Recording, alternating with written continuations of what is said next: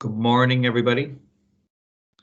My name is Padraig Lyons. I am head of group at IRC and I'm the primary project coordinator for the SPEEDIER project. I'd just like to welcome you all this morning to this session. It's great to see so many people online to listen to the exciting things that SPEEDIER is looking to achieve and looking to enable with respect to the decarbonisation of the SME sector across Europe. I think we might pause for a few minutes just to leave maybe a few more people come on. So when that starts, I'll begin my presentation. Just by way of a reminder, while we're doing the presentations, please keep your microphone and your video off. Okay.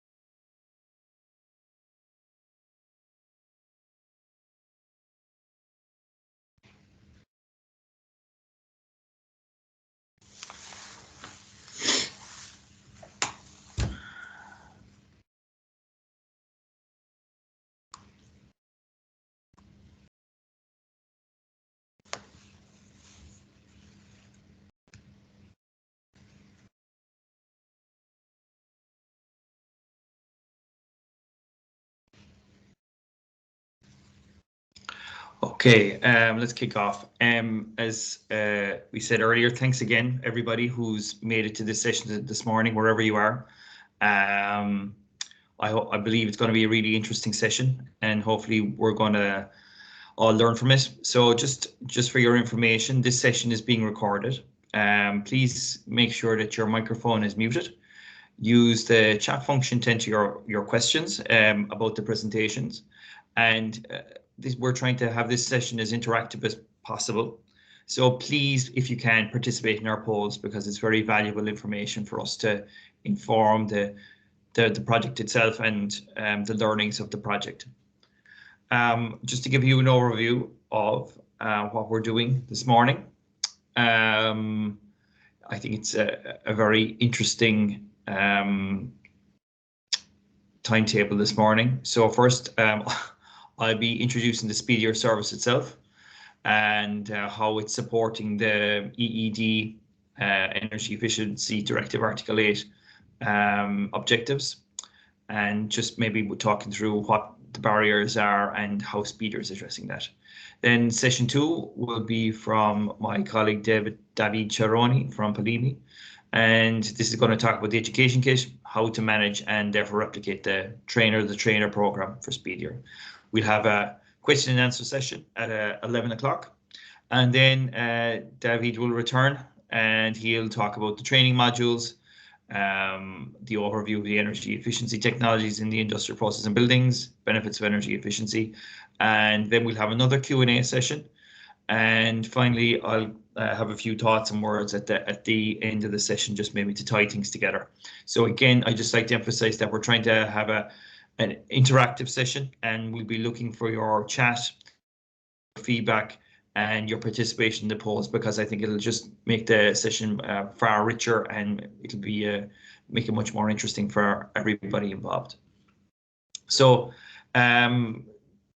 the first session before the first Q&A is we're calling this capacity building for SPEEDIER Service rollout, and I'll probably progress with my slides now. Just introduce myself. My name is Padraig Lyons. I am the group lead at the International Energy Research Centre. I work with my colleague Ruchi Agarwal and other colleagues in IRC in coordinating the SPEEDIER project. And we also have fairly active roles in other work packages in the project. So I'm going to talk a little bit through an overview of why we're doing SPEEDIER, what barriers this is addressing, and how it's going to do that. So for setting the scene, the European Union has an energy efficiency target of a 32.5% improvement on 2015 figures by 2030. So this is a significant challenge.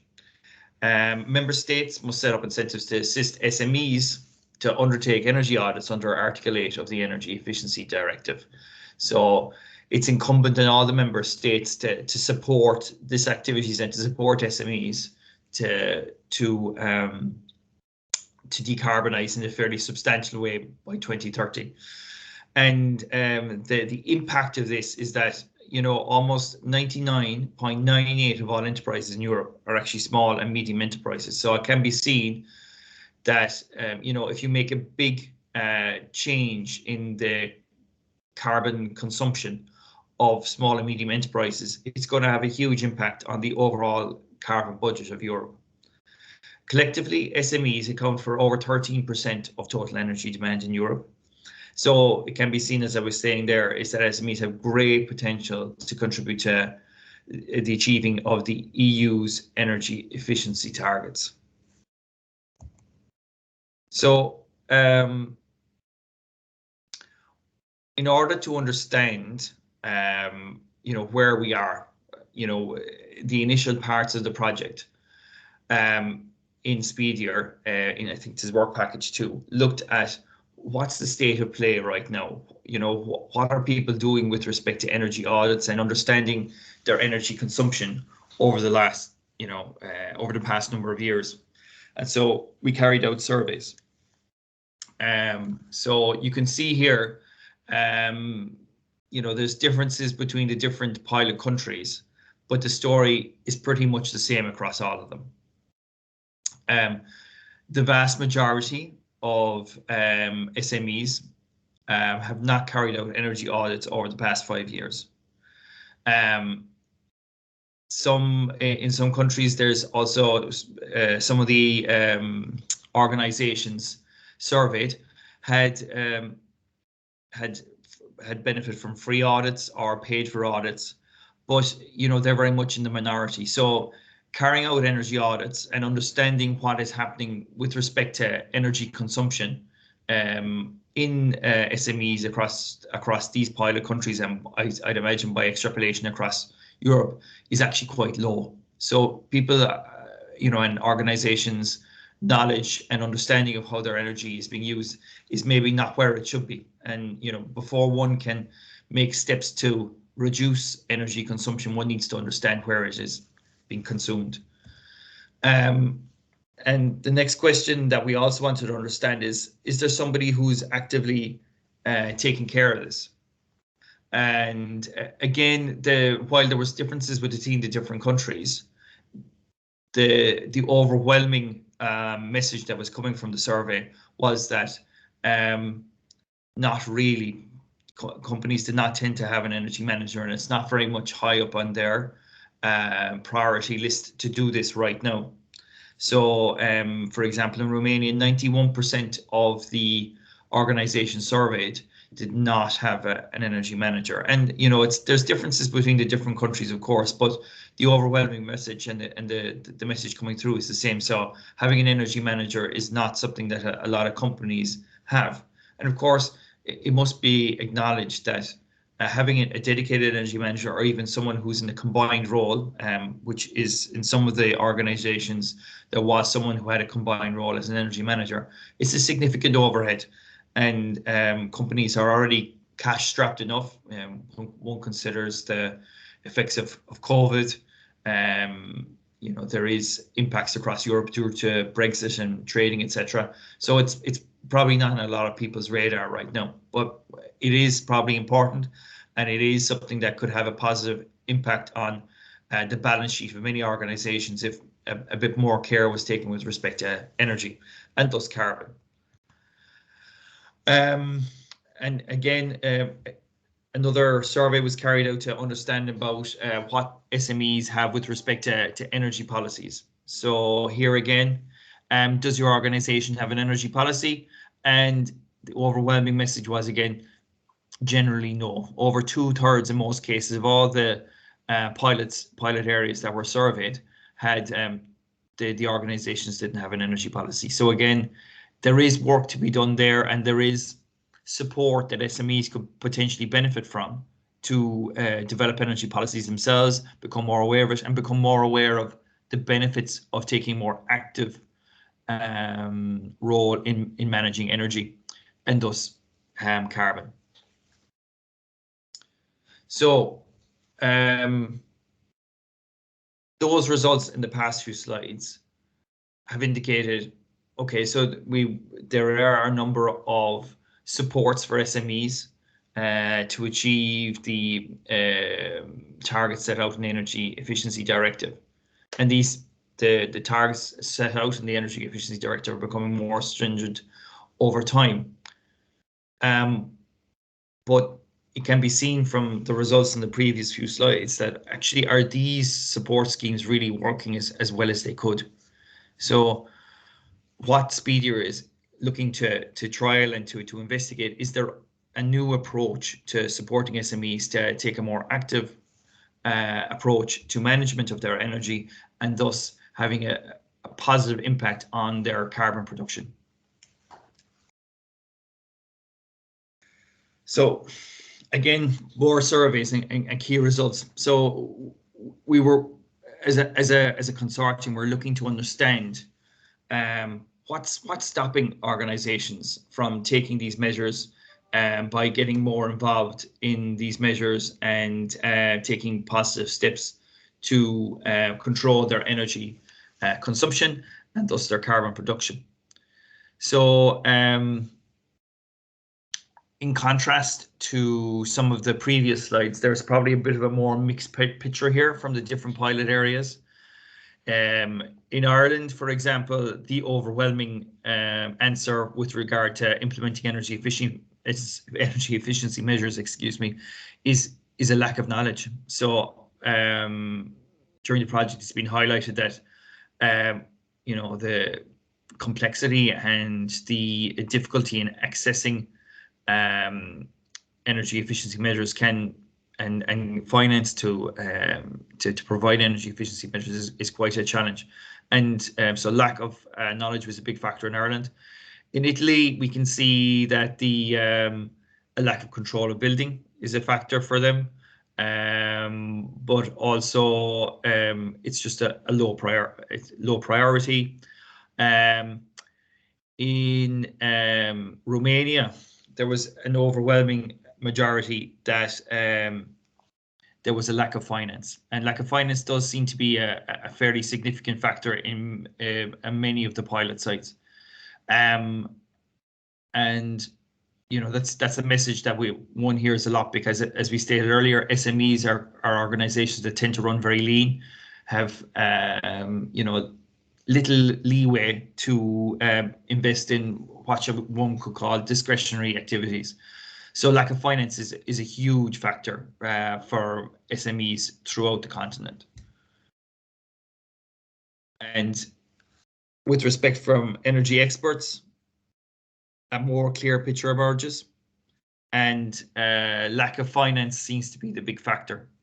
So how do we address this? So the lack of finance being a big factor, of course, the lack of it being a priority is another factor in some cases, which is knowledge and understanding, etc., which is something that can be addressed through other mechanisms. But lack of finance is a big factor for a lot of organizations. So in SPEEDIER, we're looking to approach this differently, and having a new approach to this, and looking to address some of the barriers that we've highlighted in the previous slides, and supporting SMEs to make the transition to a lower carbon future.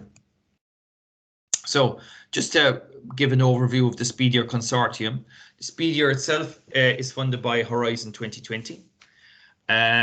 Which is now being superseded by Horizon Europe. The overall budget for SPEEDIER is 2.165 million euros. The project will run and will shortly complete in November. Has been running over the past 30 months. And we have 9 partners from 4 countries all across Europe.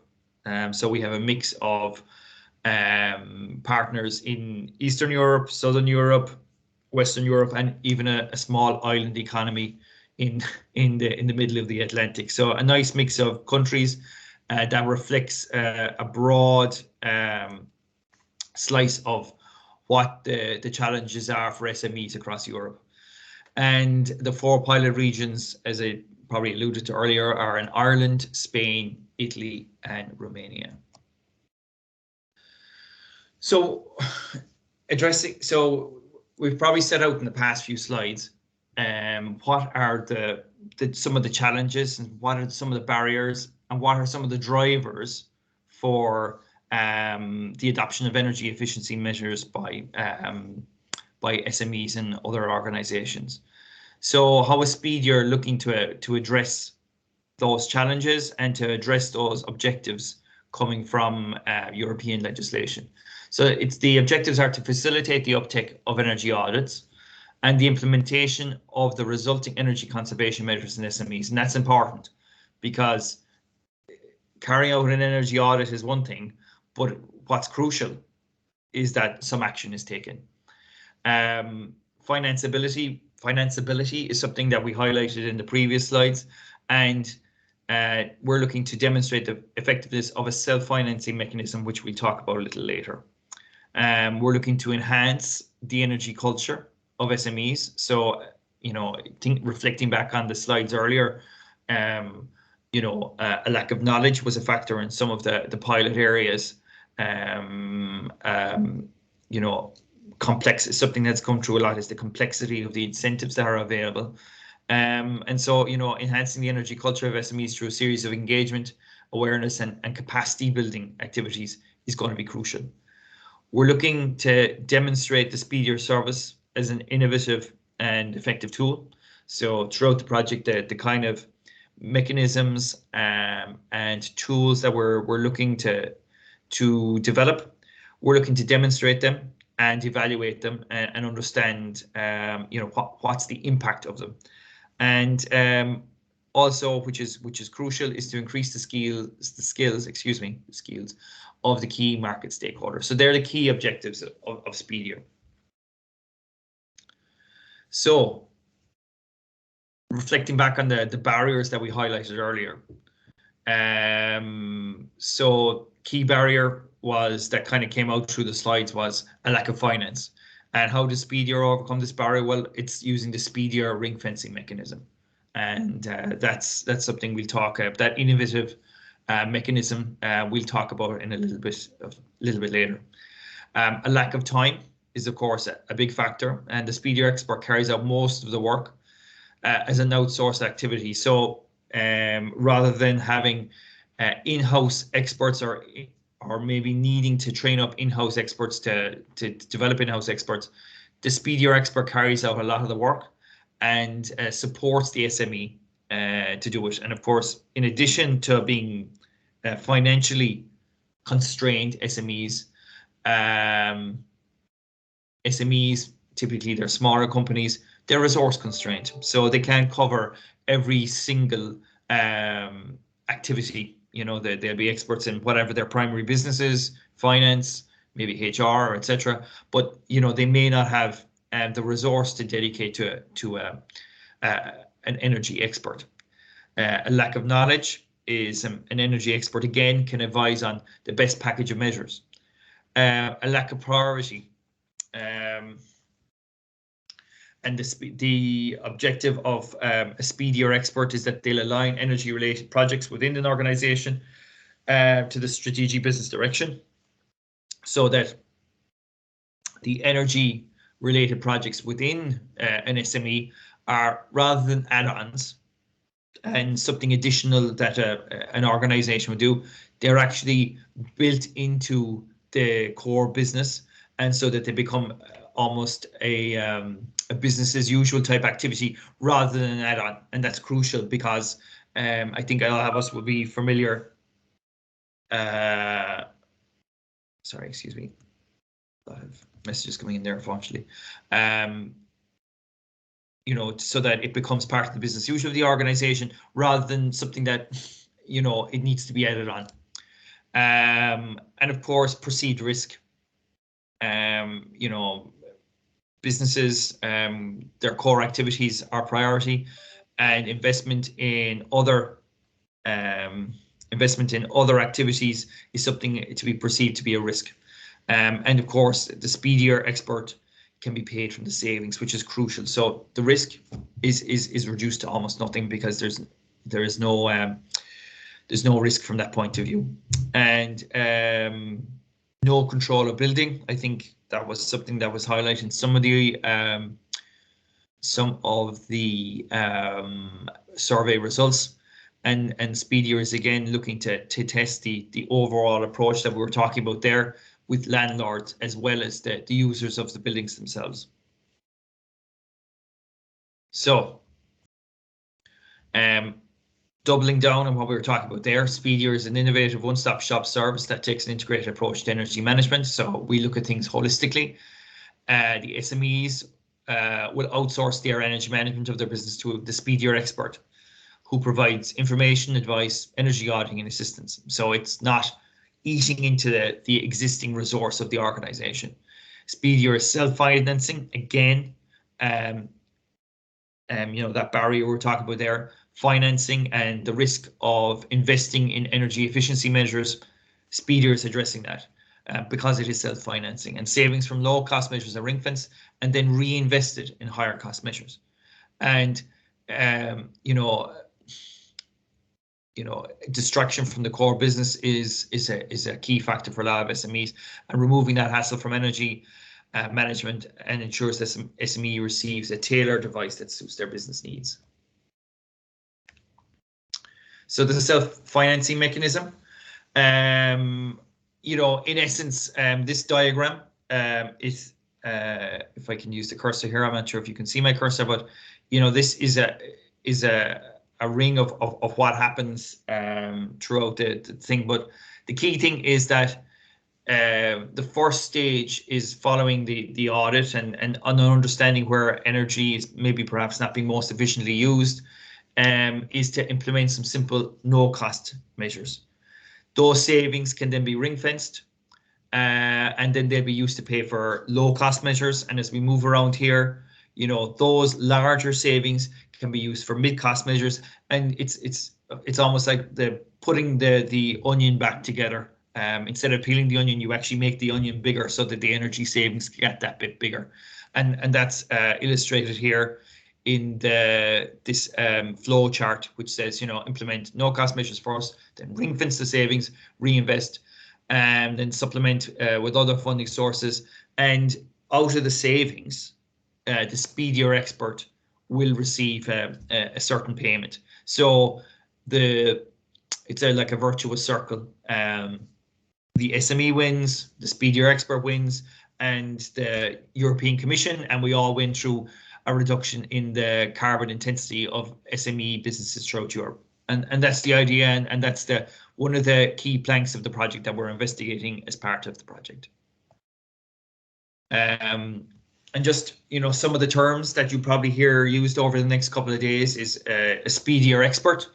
So what is a SPEEDIER expert? A SPEEDIER expert is an energy auditor, energy consultant, or other energy expert that has been trained to deliver the SPEEDIER service. Certified SPEEDIER experts will be added to a register of SPEEDIER experts and can continue delivering the service beyond the life of the project.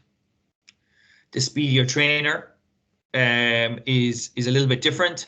He's an individual from an energy agency, National Energy Forum, professional body, or other multiplier organization that is trained to train others to become SPEEDIER experts. And SPEEDIER trainers will be expected to continue to train further SPEEDIER experts after the end of the project. So that's the two key actors in the SPEEDIER service. And why SPEEDIER? So as we said before, other projects have looked to address maybe one or two of the issues. We're talking about the survey earlier, the survey results, and you can see how SPEEDIER is tackling multiple issues and multiple barriers that SMEs face in addressing their energy and carbon issues. So other projects have tackled one part of the problem. SPEEDIER aims to combine solutions into a single package. And the SPEEDIER service includes tools to help manage EneRgy Audit, auditing. The project has also developed an energy expert support tool. SPEEDIER service also provides advice in selecting energy efficiency measures, helping on implementing those measures, training for staff, a mobile app for staff, financing advice, and a network of experts and trainers. So, a SPEEDIER has developed and will develop, all going well. There will be an ecosystem of experts and trainers to support SMEs in the countries where SPEEDIER has taken off. So, kind of this slide here is actually an overview of the entire service itself. So we've talked about the ring fencing mechanism, which is a key part of addressing a major element and a major barrier to energy, SMEs adopting energy efficiency measures. And this is more an overview of the SPEEDIER service itself. So the first step is to engage, sell a service, SPEEDIER, not a product, an audit, and that's important.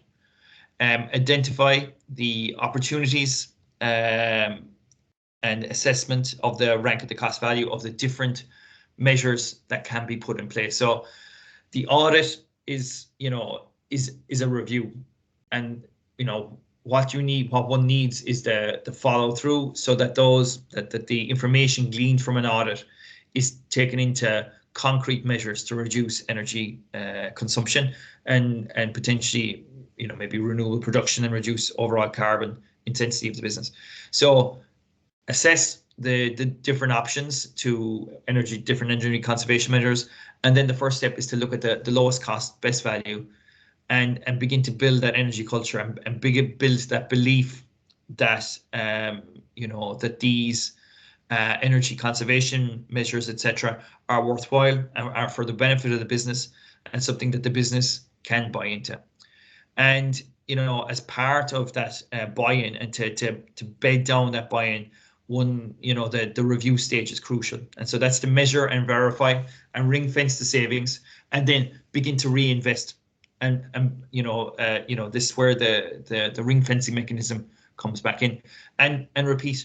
If you're successful in reducing your energy consumption with the first round of energy conservation measures, you're going to, as an organization, both from a senior management point of view and from people further deeper within the organization. You're beginning to build that trust and that belief that these energy conservation measures, these changes to how the business is operating, is not only benefiting, the overall carbon objectives of Europe, but actually is actually benefiting the business as well. And that trust is crucial, because without that trust and that belief that these energy conservation measures are going to work, there's going to be very little buy-in for the business, and there's going to be little hope of this virtuous circle continuing. So just to summarize, after the training that is being presented over the next 2 days, is that you will receive the certificate of attendance and a SPEEDIER expert certificate. We'll be in touch for feedback. And if you'd like the ideas we present, of course, we'd like you to offer them to your clients. And we'll give you access to all the tools we develop free of charge.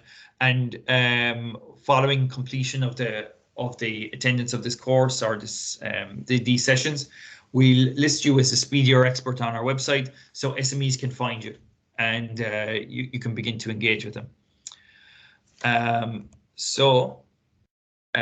We're going to have the Q&A session at the following the next speaker. So please submit the questions through the chat window. I'd like to say don't ask me any difficult questions, but I'm afraid we can't do that. But please submit the questions through the chat window, and we'll have a poll at the end of the next speaker's chat, and we'll get a little bit more. If you could participate in those, it'd be greatly appreciated. So probably I'm a minute or two ahead of time. Maybe David, maybe you might want. Would you, if you're ready, would you be happy to speak? Oh, sorry, Simone.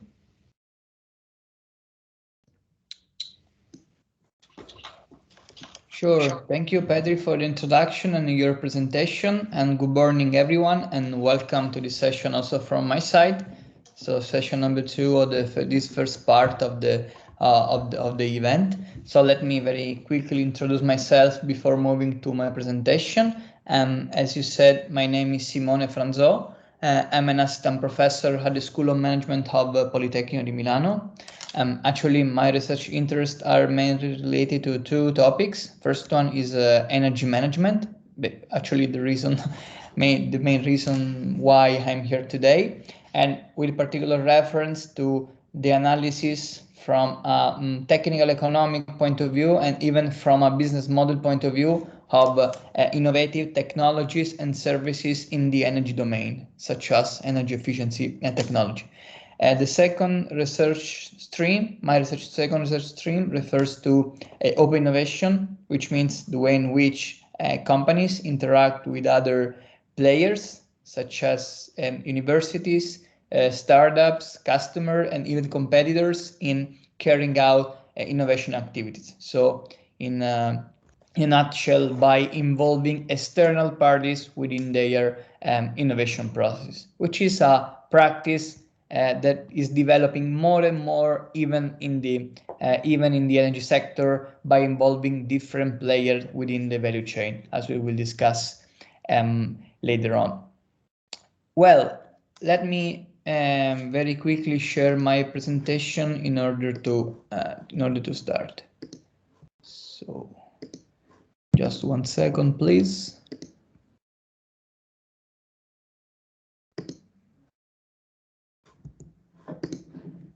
Okay, here we are. So I hope you can properly see my screen.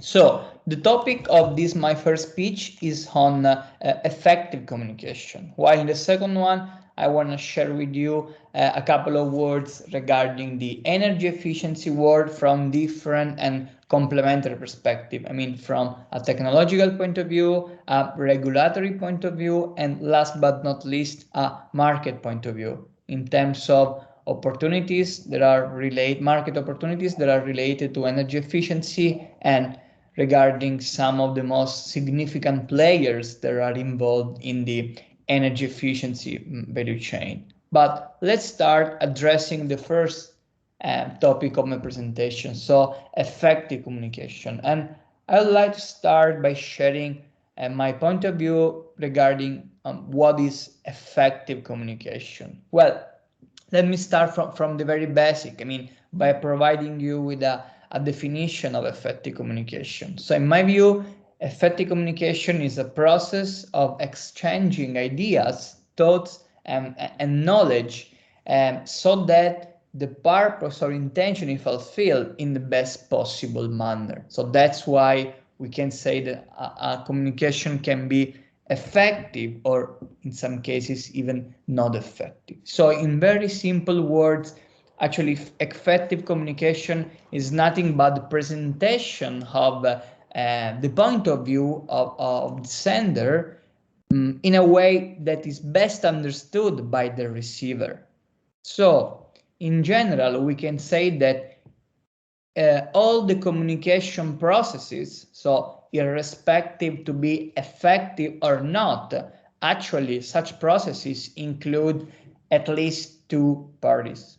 First one, the sender, which is the person who initiates the process of communication actually by sending a message. And the second one is the receiver, which is the one to whom the message is to be delivered. So to make the concept of effective communication clearer and hopefully applicable in reality, I would like to share some thoughts on effective communication, and especially with reference to two items: characteristics of effective communication and skills that are required by senders in order to enable an effective communication. And I will address these two topics in the following slide. However, before this, please let me introduce the topic by discussing two related topics, which are the significance of effective communication and, even most importantly, I would say, barriers against an effective communication process. First, what about the significance of effective communication in business? So let's focus on a business domain. Well, effective communication, in my view, may be useful in a organization domain for different purposes. For example, team building can be mentioned as one of the most important aim of effective communication. So, people in an organization typically works as a team, as not as an individual entity to achieve a common goal. So in this domain, effective communication actually increase the effectiveness of team working and enhance team building itself, so boosting the morale of the whole team. A second topic I want to mention refers to the positive impact of effective communication on the growth of the organization itself, in a sense that it ensures better decision making, improve the public relations within and even beyond the organizational boundary, and last but not least, enhance the problem-solving ability of the organization and its employees. And all this actually leads to corporate growth and development.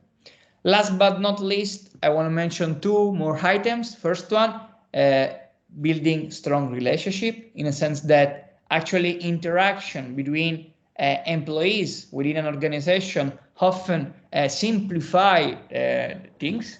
So the different activities that must be carried out within an organization, and furthermore, they positively motivate employees to perform better and maintain long-term relationship with other teammates and even other employees within the organization itself. And last but not least, an effective communication within an organization actually boosts creativity and innovation. That's why effective communication helps creating a sound environment when employees are free and open to share their ideas, their point of view, by in this way exploring and leveraging their creative and innovative side. And that's very important because, as you may know, innovation activities are fundamental for company to create a competitive advantage and maintain it over time. And that's why effective communication is very important to be implemented, not only before company boundaries, but even within the company boundaries itself, to foster creativity and innovation activity. Unfortunately, if we already understood that effective communication may be very useful within among businesses, nevertheless, there are significant barriers that sometimes hinder the process of communication, so making it less useful for the sender as well as for the receiver. Well, let me very quickly go through these barriers that can be, let's say, clustered in three main domains. The first domain refers to barriers involving words, in a sense that words playing, in my view, an essential role in the process of communication. That's why any kind of disturbance, or I would say distraction, in the way a message is presented and delivered may lead to miscommunication. Okay, so more specifically, there are different types of communication barriers that are related to word. A first type of barriers refers to language, for example, which, you know, it's a medium of communication. So, for example, if the sender is making excessive use of technical terms, okay, some of them very well introduced by Pedri in his previous presentation. So it's very important to use just the technical words that are needed for conveying a message, so without an excessive use of them, because otherwise it will become difficult for the receiver to understand the message in a clear way. Another example refers, for example, on ambiguity and even the overuse of abstraction, in the sense that even if the message is presented in a non-realistic or even vague context, so involving a lot of notions, actually the receiver won't be able to connect with the idea properly, and at the end of the day, properly understand the message that will be delivered by the sender. Another related issue refers to the, let's say, design, to the organization of the message itself, in the sense that when the words are not organized in a very simple, clear, and I would say systematic way in order to form a powerful message, then it loses its efficiency and meaning. So it's very important, again, not only to use the right words, just avoid too much technical language, but at the same time to properly organize the logical structure, the logical flow of the message. Last but not least, information overloading can be related barriers, in the sense that the effectiveness of communication reduces when a person keeps on speaking, let's say, for a too long period, so for an extended period. So another tip that I want to share with you is please be concise in sharing your message. Well, the second cluster of barriers refers to barriers involving people background. As I said, communication process involves two different parties, the sender and the receiver, and both must be properly taken into account in order to establish an effective communication. Regarding that's why people, you know, typically belong to different backgrounds. I mean, different culture, different level of education, gender, and whatever. So many different heterogeneous backgrounds.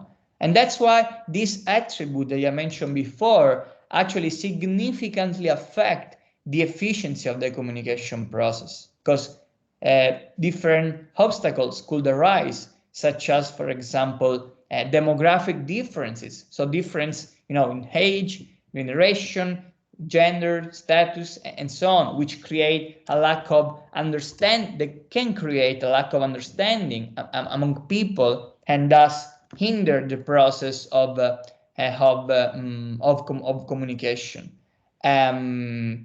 Yeah, and another related topic refers, for example, to a lack of common experience or perspective, in the sense that the experience of a person develops their perspectives of seeing things in a particular way. So this perspective actually varies from person to person. So therefore, could become difficult for a receiver to relate with the sender experience of you, as he might have never gone through it himself. So all this stuff must be taken into account in order to establish a proper and effective communication process. And last but not least, the third cluster of barriers refers to physical barrier. For example, in this period of following COVID-19 pandemic, we are experiencing several of these barriers, such as, for example, physical distance. So when people communicate over long distance, even in a digital process, they miss out the so-called non-verbal aspects of communication. So the gestures, the expression of the receiver cannot be interpreted. So, and that's a significant challenge for me. Let's think about wear my hat for 1 second, and delivering a 4-hour lecture without seeing nothing, just my screen, just my slides, just my note, without any kind of feedback, verbal feedback and non-verbal feedback, from my students. So very, very tough, very significant challenge to be addressed. So Simon, I'm so sorry to interrupt you, but we are seeing the same slide. Yeah, you're right. I mean, just changing it in a while. Thank you. Okay, thank you. You're welcome. So physical distance may hinder the effectiveness of let's say of the communication process. Another one's very related refers to psychological barrier, in the sense that one of the most common barriers, according to our experience to effective communication, is the physical disability of people involved, in a sense that some of these are hearing impairment, poor eyesight, stammering, and so on and so forth, that actually can hinder the effectiveness of the communication as well. So we can say that in general, the significant purpose of communication is to pass on the information to the receiver in such a way that this does not lose its significance. And to this aim, actually, we identify a set of characteristics of effective communication that should be properly taken into account. In a sense that, as you maybe already understood, just delivering a message without properly designing and then implement the communication process is not enough. Keeping this in mind, let us discuss very quickly the main elements which make communication effective, which actually stem from the barriers that I mentioned before.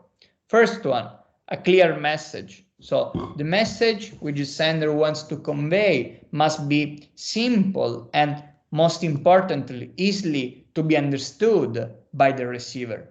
And moreover, the message must be systematically framed to retain its meaningfulness. So not only clearness, but also the structure of the message to be conveyed is very important.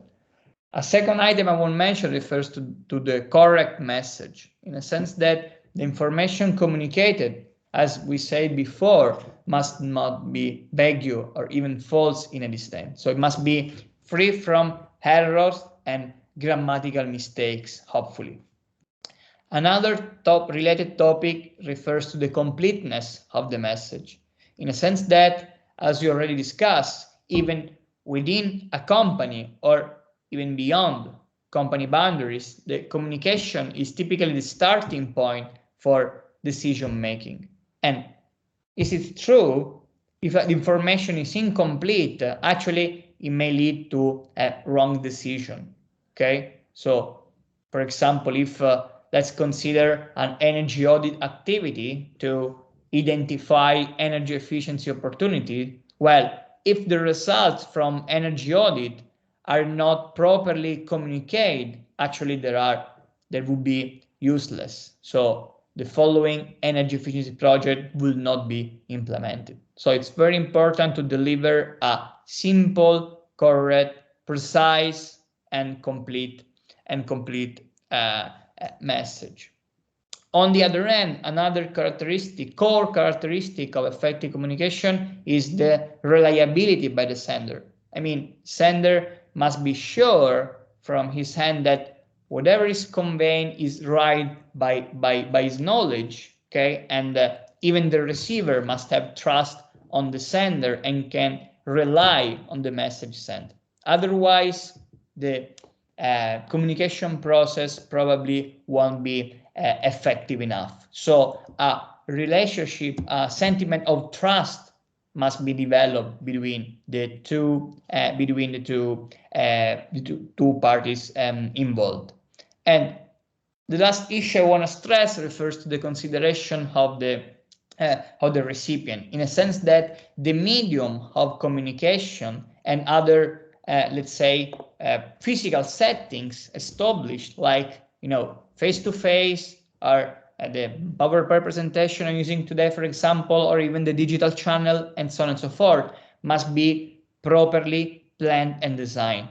Also keeping in mind, as we said before, the attitude, the language, the knowledge, the educational level of the receiver. So it's not just a matter of preparing a couple of slides and deliver them, but also to first and before reflect on the characteristic, the features of the receiver, and then properly design the message in terms of words and so on and so forth, and in terms of channels through which the message will be delivered. So just to summarize, here you can see the key characteristics of effective communication that are manifold and that should be carefully addressed by the sender. So that's why it's very important, in my view, to remember that an effective communication actually requires time to be properly designed and then delivered. Well, once identified the key characteristics of effective communication, let's address now the key skills that are required for the sender to carry out it in an effective way, which actually mirror the key barriers and characteristics that we already discussed. So, as you already understood, conveying a message effectively is an art in some extent, as well as a skill developed after continuous practice and experience. So, according to my experience, the best takeaway I would love to share with you on this presentation, so at the end of the day, is this one. To become more effective in communicating, the most important thing, as said by one of my mentors, is this: practice, practice, and even more practice. So you can study or follow, let's say, events like this to grasp some hints, tips to establish an effective communication. However, the best way to let's say to be able to deliver message in an effective way is just to practice. So I will encourage you to carry out this kind of activity. Well, having said that, the predetermined set of skills that are required to for an influential communication process are the ones that you can see in this slide, which of course are very consistent and even aligned with the characteristic of effective communication mentioned before. So please let me very briefly introduce some of them. The first one is observance. So a person, and more specifically the sender, must possess sharp observing skills to gain more and more knowledge and information regarding the receiver. And the same apply on the other way around to the receiver against the sender itself. A second skill refers to clarity and brevity, in a sense that, as we already said, message must be drafted in simple words and should be delivered in a clearer and precise way to create the desired impact over the receiver. Okay, so to properly deliver the message in an effective way. Another skill refers to self-efficacy, which means that the sender must have faith in himself, first of all, and his capability to achieve the objective of communication on the one hand, while on the other hand, for what concerns self-confidence, actually it is one of the essential communication skills, I would say, in a sense that confidence enhances the worthiness of the message to be delivered. Okay, so these two items, self-efficacy and self-confidence, are so important to establish an effective communication. Nevertheless, even the respectfulness is another fundamental skill, in a sense that delivering a message with let's say courtesy and respecting the value, belief, and even the opinion of the receiver is the essence of effective communication. And very closely related to this item is the necessity to giving and provide feedback. So a sound and frank relationship must be established between the sender and the receiver, also providing feedbacks along the communication process, that by definition is not a monodirectional process from the sender to the receiver, but to be very effective must be established as a bidirectional process. So from the sender to the receiver, of course, but at the same time on the other way around. So from the receiver to the sender as well. Okay, in order to enhance and increase the effectiveness of the communication process for let's say from both sides of the parties involved in the process itself. Yeah, before concluding, just a couple of words more regarding a few skills that in my view are very important and that should be properly taken into account. The first one refers to the ability of listening and understanding, in a sense that, consistently with the words I already spent, one of the most crucial skill in my view in a person is related to the fact that he or she must be let's say a good, alert and patient listener, because it's not again enough to deliver a message, but it should be able at the same time to gather and to collect feedback from the other parties involved in the communication process. And to this aim, actually the listener capabilities are important at the same time. So please remember that communication includes two parties that must be properly let's say engaged in the communication activities to make them effective. So she must be able to understand and interpret the message received and the feedback received by the receiver as well. So that's why, in addition to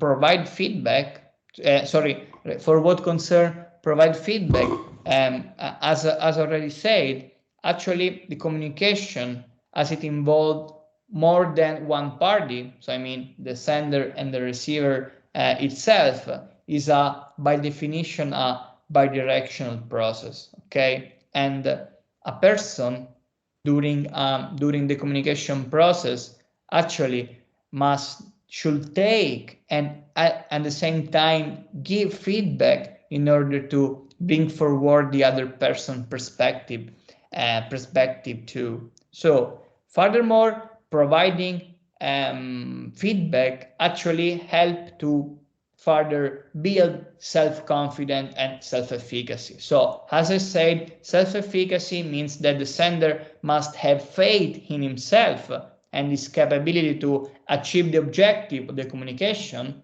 that can be enhanced by gathering feedback, while on the other hand, confidence enhances the worthiness of the message being delivered. And both items are enhanced through the provision, through the delivery, and through the gathering of feedback at the same time. So in this context, please remember that a feedback can be positive or even negative in nature, and both alternative, I mean positive feedback and negative ones, are, let's say, very important to create a sound environment in which the effective communication take place. So as shown in this graph, so the last one I want to share with you before the Q&A session. Well, in general, people, maybe you can agree with me, in general, people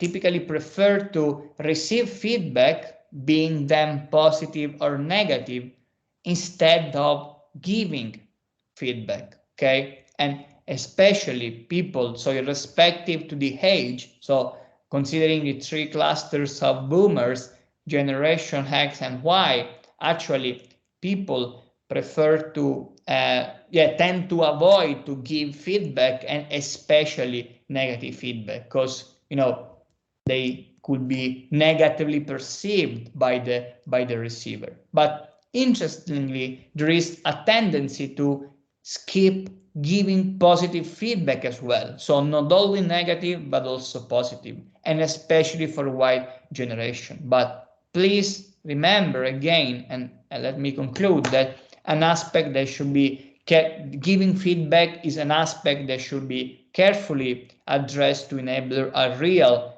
and effective communication. So thank you very much for your attention. I just finished my presentation, just maybe a couple of minutes beyond the schedule, so I'm sorry for the delay. And yeah, I would like to leave the floor to you and to my colleague for the Q&A session. Yeah, that we will manage by my mentee. Thank you. Thank you very much, Simone. That's great. I think what we'll do now is we'll go to a few Menti polls. So how Menti works, if you've downloaded menti.com and use the code on the left, or else what you can do if you're using a mobile phone or a cell phone or an iPad or something like that, you can scan the QR code and use that to access the Menti space. So I might just give you a couple of minutes to do that. And what we'll do first, let's see if I have control here.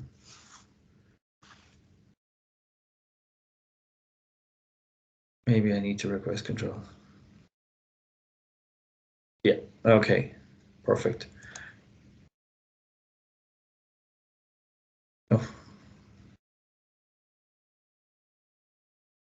Here we go. Thank you very much, Marisol. So let's see if this will happen for me.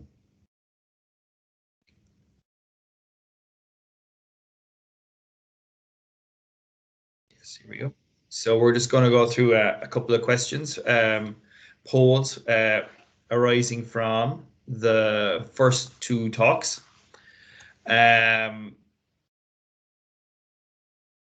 So I'll just navigate to here. Right. So what we're looking for first is to know a little bit about you, the audience, this morning. And we want to know, are you an EneRgy expert? So if you've the Menti app downloaded and you're using Menti, you can start answering this question now. So we'll give this maybe about 30 seconds and we can see, oh, it's beginning to evolve quite rapidly here. We learn a little bit about who's in the audience this morning and where everybody is coming from.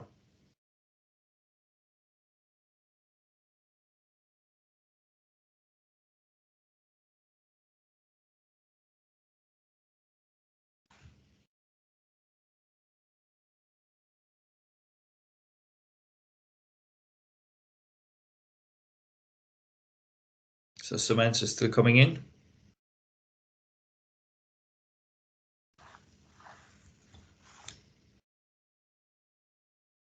So we'll give it another 10 seconds.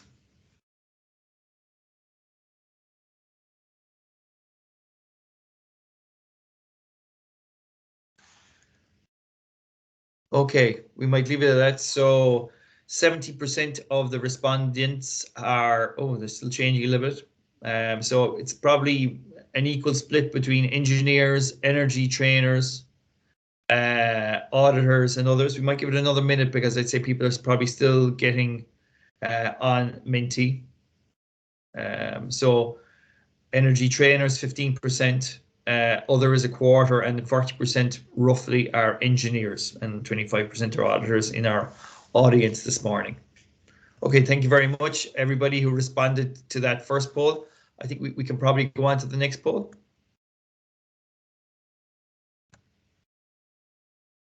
Okay. This question is about, is your organization an SME? So we'll give this another 30 seconds now and see how everybody gets on.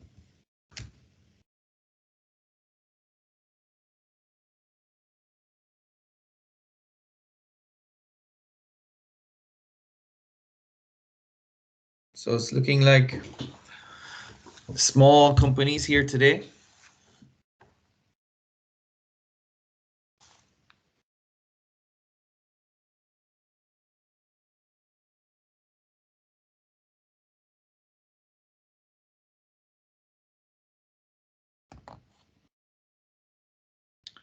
Okay, we might close it there. So generally, it's small companies who are, you know, the people who are here today. They're representing smaller organizations, and over 70% of the companies here, 75% are representative of small or micro companies. So a couple of people here in larger organizations, between medium and mid capitalization up to 3,000 employees. But the vast majority of you here today are mini and small and micro type organizations. Okay, so it's very interesting. Thanks very much for that. And I suppose that's probably reflective of SPEEDIER itself, that, you know, probably larger organizations would have the capability to have maybe an energy manager or an energy policy in place. And I'd like to think that SPEEDIER will support particularly the smaller organizations, but not exclusively so. Okay, let's move on to the next one. Do you think EneRgy audits for SMEs should be made mandatory? And this is a simple yes or no.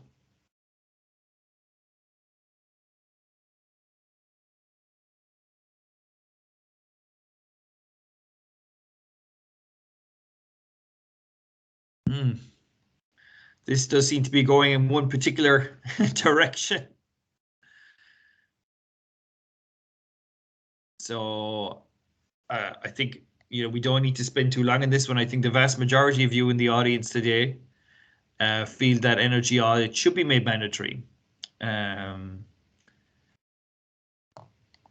I suppose, you know, mandatory, yes, but I suppose it will be important that there's support put in place for organizations to undertake these audits.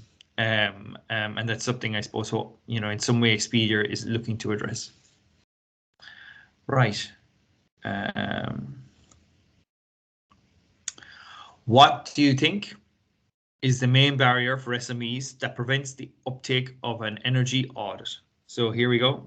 Lack of finance is the first one, so that kind of bears out some of the survey results that we had earlier. Lack of time.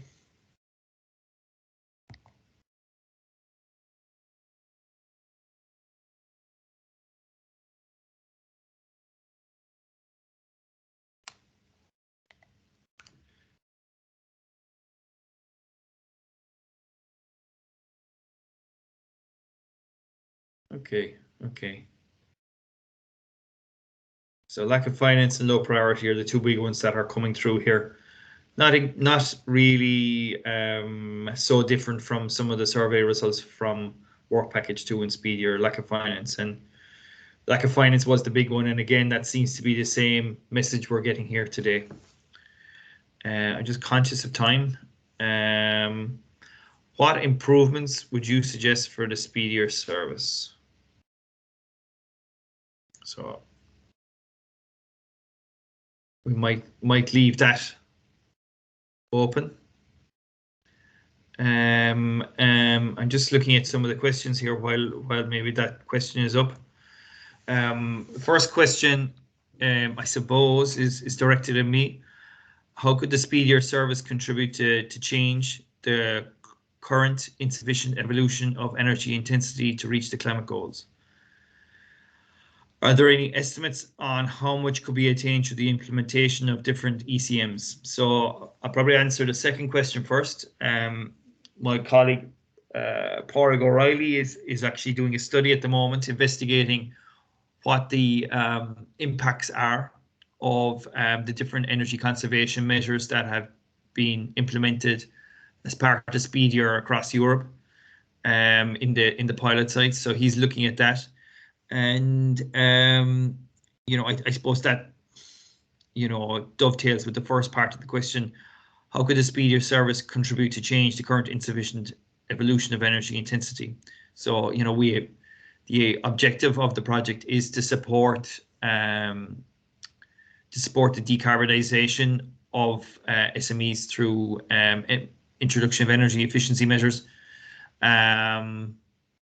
And the knowledge and enabling an energy audit and the ring fencing mechanism should be able to do that.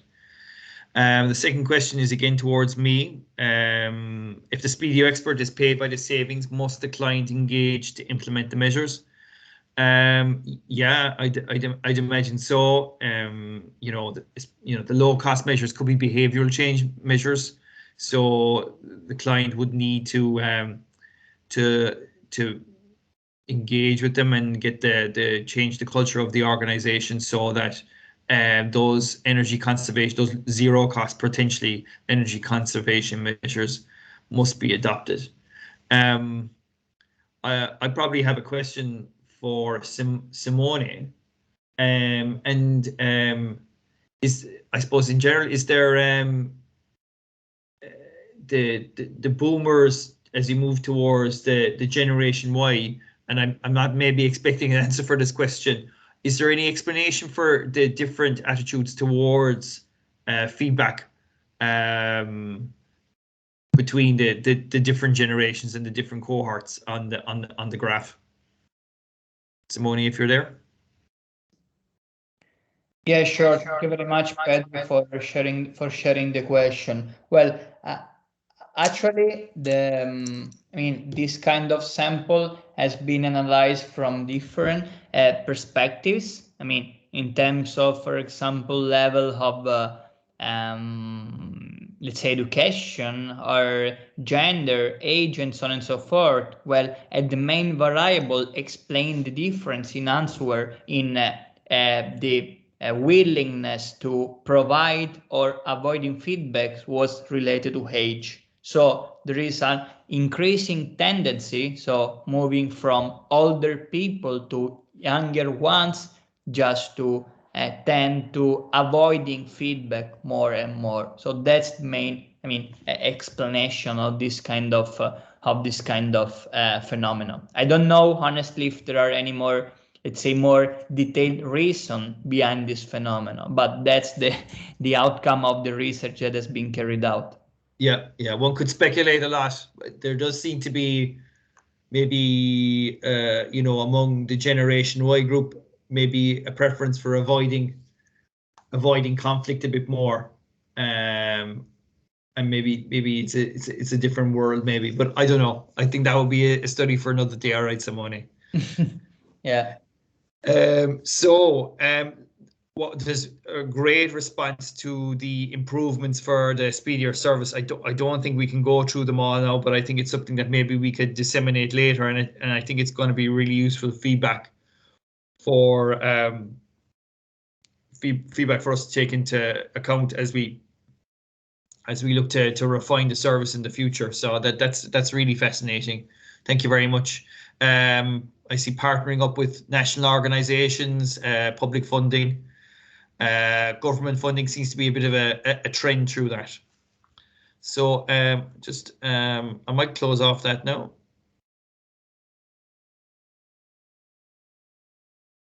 And maybe get us in place for the next speaker. I think is it Simone? You're up again, maybe? Yes, sure. Yeah, so just to keep us on. I think we're kind of on time.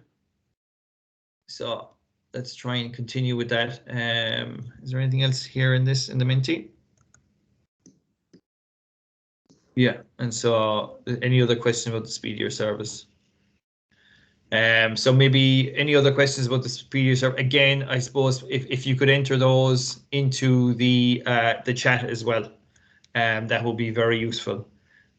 So I think I'll probably hand you over to Simone and leave you in his capable hands now for the next final session of this morning's event. Okay, thank you very much. Okay, thank you very much, Pedri, for the introduction. So let me share my screen again.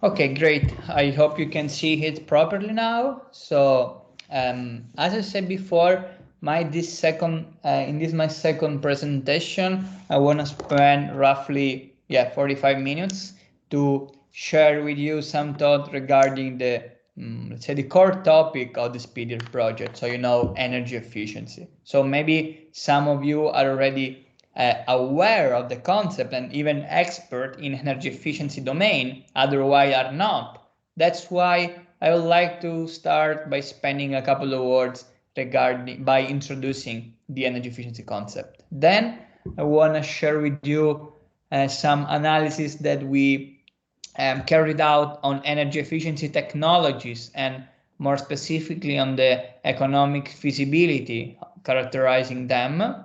And third, a very important issue that has been already raised on energy efficiency refers to the regulatory framework in terms of targets to be achieved, obligations, and even incentives that can significantly influence the diffusion of energy efficiency measure along the different sectors.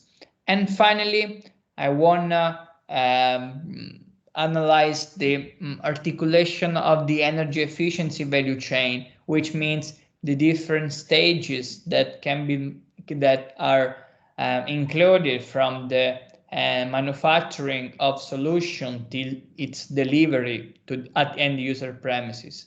And within this context, one of the most important players in the energy efficiency domain is represented by the so-called ESCOs, which stand for energy efficiency companies, that are companies that are in charge for providing energy efficiency services. So I will close my speech by sharing some information regarding the state of the art and the expected development of energy service companies market.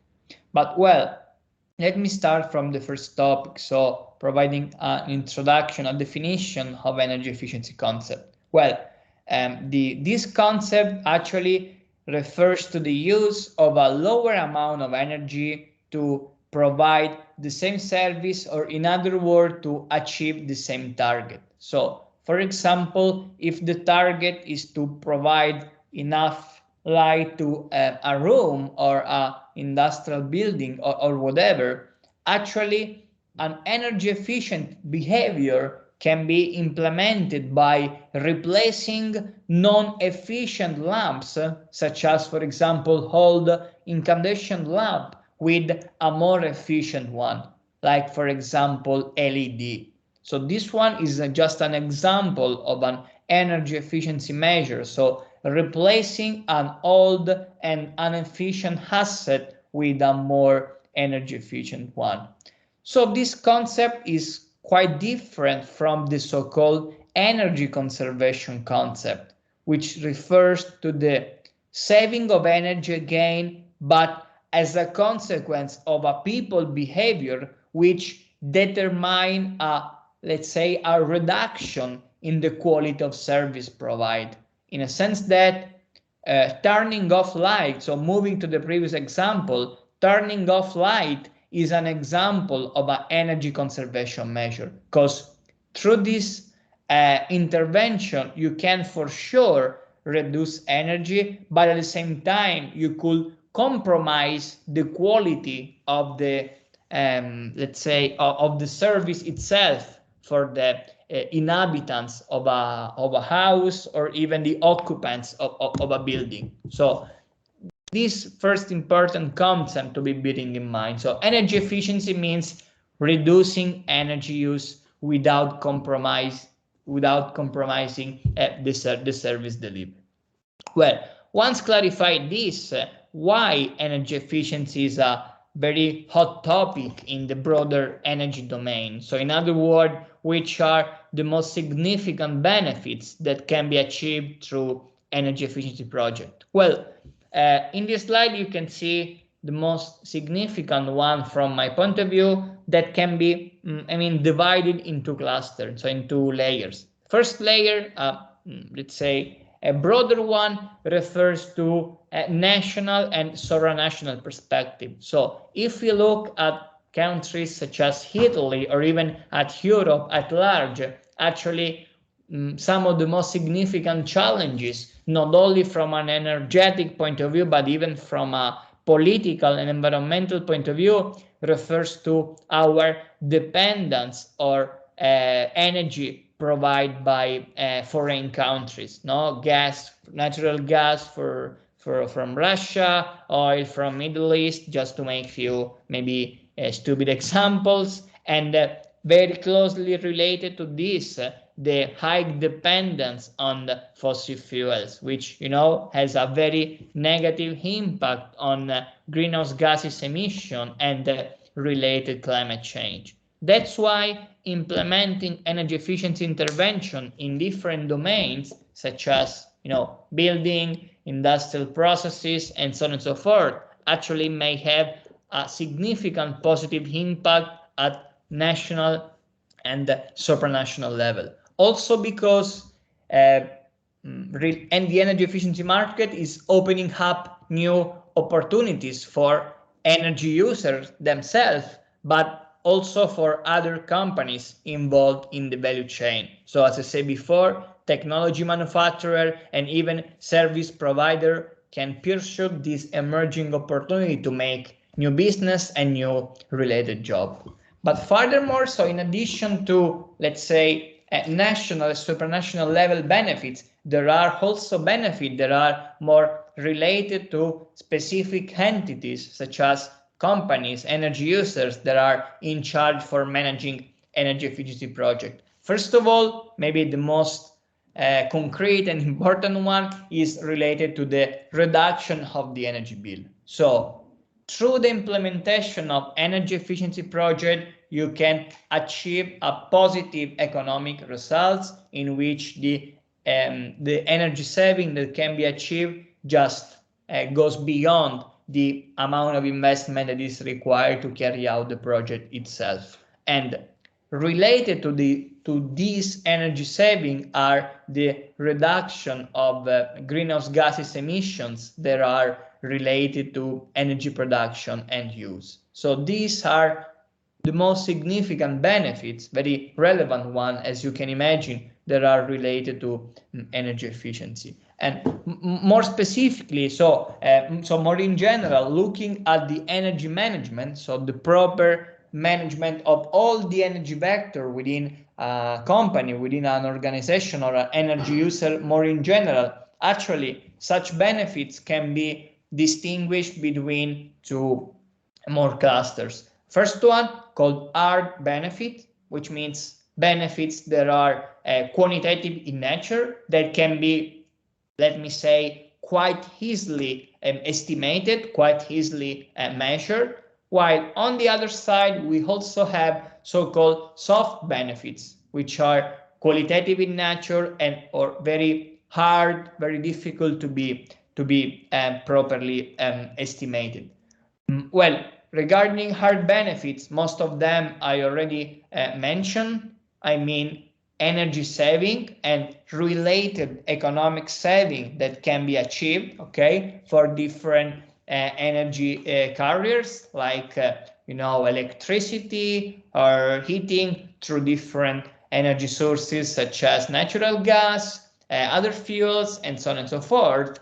Well, in addition to the energy carrier, and a further economic saving can be achieved in terms of maintenance, in a sense that in some cases energy efficiency technologies require less maintenance activities compared to old and inefficient technologies. And last but not least, in some cases energy efficiency technologies can also foster an increase in a company productivity, so increasing the amount of products that can be produced in a specific time frame. Okay, so for example, increasing the reliability and availability of asset, and thus having a positive economic impact again.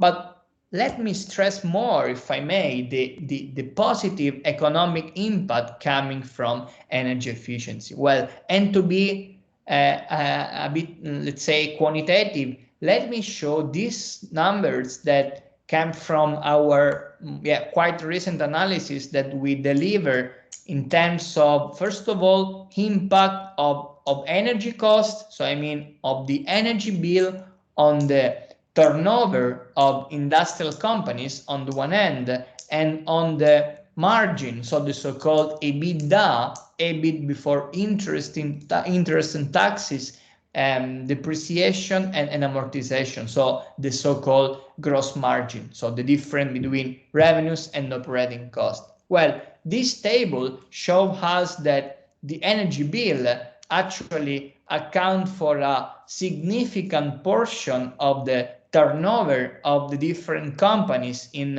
different industrial sectors, so from building materials to metallurgy to mechanical and so on and so forth. So on average, the 2.4% of the turnover of companies in the industrial sectors we analyze actually are covered by energy cost. But the situation is even more challenging if we compare energy cost and the EBITDA, in a sense that the vast majority, so roughly from 20 to even more than 50% of the EBITDA of a company, so of the gross operating margin, actually is covered by energy cost. So let me put this stuff in other words, energy costs significantly affect the margin that can be obtained by a company through its operations. So that's why energy efficiency projects and energy efficiency intervention could be very valuable in this domain. So for companies from an economic point of view, since a reduction of energy cost actually could be a very relevant impact on margin. Just to give you a quantitative idea, a 10%, we estimated that a 10% reduction in energy cost could determine an increase of the EBITDA up to 2 to 6%. Okay, and if we compare this data with the let's say challenge represented by the possibility to increase the turnover, especially during let's say a period with a financial or even pandemic crisis like this one, actually it's very difficult to increase the turnover and at the end of the day increase the EBITDA. So it would be definitely easier to reach the same increase of the EBITDA by reducing energy bill, or in other words, by implementing energy efficiency project. That's why it's very important to properly bearing in mind and let's say exploit opportunities related to energy efficiency, both for large enterprises, of course, but even more importantly for small and medium enterprises. And that's true in my view also because through energy efficiency project also soft benefits, so hard to be quantified, can be reached. For example, a positive impact on company image in the eyes of customers. Okay, so the sustainable company image may be reinforced also through not only but also through the development of energy efficiency project, and this in turn can determine an increase of company turnover and even profitability, because according to different research, customers are more and more willing to pay a so-called premium price for companies that are more sustainable, okay, so more energy efficient, that use a certain amount of renewable energy to feed their production processes and so on and so forth. So in other words, sustainability behavior are positively recognized and valued more and more by customer. And in addition, even the looking inward, even the internal staff of the company typically show a positive feeling regarding companies that implement energy efficiency project and they use energy in a efficient way, and this in turn can help company to achieve more higher performance compared to non-efficient and non-sustainable company. So today many companies, many organizations have already let's say explored and in some extent actually implement energy opportunities coming from energy efficiency, and that's why already today the energy efficiency market is quite huge. So for example, International Energy Agency estimated a global market that worth more than $300 billion per year, of which, just to give an idea of the Italian market I'm more familiar with, today only the Italian energy efficiency market covers around 7 to 8 billion euros per year. So quite, big market that can be exploited by a lot of players in the energy value chain, as we will address later on. But unfortunately, as Perdi already said in the introduction, actually there are a lot of barriers that hinder the diffusion of energy efficiency projects that should be carefully considered while addressing this issue. And let me just keep some of them, because there are let's say, relevant irrespective to the company size. So being companies, multinational enterprises, so big companies, or even small and medium enterprise, in some cases, most of them are affected by the same barriers that hinder the adoption, hinder the diffusion of energy efficiency, like, for example, the lack of finance, the lack of knowledge, the some extent low priority against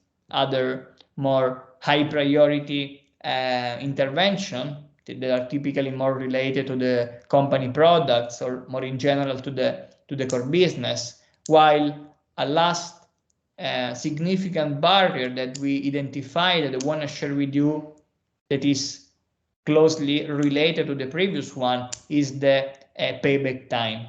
In a sense that, as we will see in a while, payback time is one of the most diffused methods to evaluate an energy efficiency project from an economic point of view. In a sense that it measures the number of years that are required to pay back the initial investment through the energy savings that can be achieved throughout the useful life of an asset. Well, as you probably know, the payback time is not an absolute indicator, but is it called a relative indicator, which means that in order to evaluate the economic viability of an investment, so being it viable or not, you must define a specific threshold. So it's not enough to say that an investment shows a payback time of, I don't know, 3 years or even 8 years to conclude if such investment is feasible or not. But you must define a specific threshold, okay, that fits well with your expectation to define if such investment is feasible or not. And unfortunately, being energy efficiency perceived as a low priority area of investment for company, unfortunately, the payback time threshold typically set by companies for energy efficiency projects are very tough. Just to give you some number again, 1 to 2 years of payback for the industrial sector and 3 to 4 for buildings, especially in the tertiary sector. There are very challenging, very tough threshold to be fulfilled, to be achieved through energy efficiency project, and that's why payback time actually represents one of the most significant barriers against the development and spread of energy efficiency. Well, moving very quickly to energy efficient technology, actually, as already said, we can distinguish between two main, when we talk about energy efficiency solution, we should distinguish between two main domains. The first one is the industrial sector, and more specifically the industrial process, while the second one refers to building, okay, which include different kind of buildings such as residential, tertiary sector, building belonging to public administration, and so on and so forth. However, it's interesting to highlight that some of the technologies can be implemented in both domain, like, for example, I don't know, combined heat and power to provide electricity and thermal energy to industrial processes and building as well, or for example, lighting technologies, while other technologies are more, let's say, context specific. I mean, can be applicable only for industrial processes or only for building. Of course, I do not have enough time to address all of them, but I love to include this slide just to, give you the opportunity to have a quick and quite complete overview of the different technological families that are available. But one interesting point I want to raise and want to share with you refers to the fact that we analyze actually the some of the most significant technological families for energy efficiency in the industrial process and in terms of technological maturity, so adopting the typical S-curve that is adopted within the extant literature. And at the end of the day, from this analysis, it emerged that, as you can see here, most of the analyzed technologies are let's say, on the left side of the curve, which means that most of them are already mature or close to the maturity. So energy efficiency, for the most cases, is not just a matter of technological innovation, okay? Because such technology, most of them are already well established in terms of technical and economic features, okay? And so that's why the economic viability of this solution does not strongly depend upon the improvement of technological performance over time, okay? Since such performance are expected to be quite stable over time. But so, having said that, what about the different methodologies to be that can be considered for evaluating energy efficiency project? Well, the first one, so first of all, let me say that, so before introducing the KPIs, so indicators through which such analysis can be carried out, please let me introduce two main alternative perspectives that can be adopted when evaluating an energy efficiency project. So the first one is the so-called voluntary replacement, which means we have a still operating technology and we would like to evaluate the replacement of such technology with a more efficient one, okay? In order, of course, to exploit energy saving that can be achieved through the installation of the more efficient technology. Well, in this case, the investment, so the amount of money to be considered as the initial investment, is equal to the purchasing cost of the technology with higher efficiency, okay? While the second perspective, alternative one, refers to the forced perspective. So in this scenario, actually we have a technology that reached the end of the useful life, so it doesn't work anymore, and that's why it must be replaced with another technology. And in this context, we can have two main alternatives. The first one, to replace the end-of-life technology with a, let's say, traditional one with an average level of energy efficiency, or on the other end, we can be, let me say, more ambitious, by installing a technology with a higher energy efficiency profile, okay? So that's why in this second scenario, in the forced replacement, actually the amount of money to be considered as initial investment refers to the difference between the purchasing cost of the technology with the higher efficiency, okay, so let's say the best-in-class technology, just to make an extreme example, and the investment cost of a technology with a average level of energy efficiency. So let's say a common technology that is currently spread into the market. Well, this second one is the scenario that is typically considered in the industry because, let me say, unfortunately, the adoption of energy efficiency technologies is typically considered if and only if the previous installed technology reaches the end of the useful life. So it is not so common a kind of proactive behavior by energy users to evaluating the replacement of a still operating technology with a more efficient one. Nevertheless, we will evaluate both scenarios in order to reflect on their impact in terms of economic assessment. Well, the most adopted indicator to evaluate the economic viability of energy efficient technology, as I said before, is the payback time that can be implemented according to two different perspectives. The first one is the payback time without any kind of incentive, in order to assess a technology by only taking into account the initial investment and related costs during the useful life versus the energy saving that can be achieved.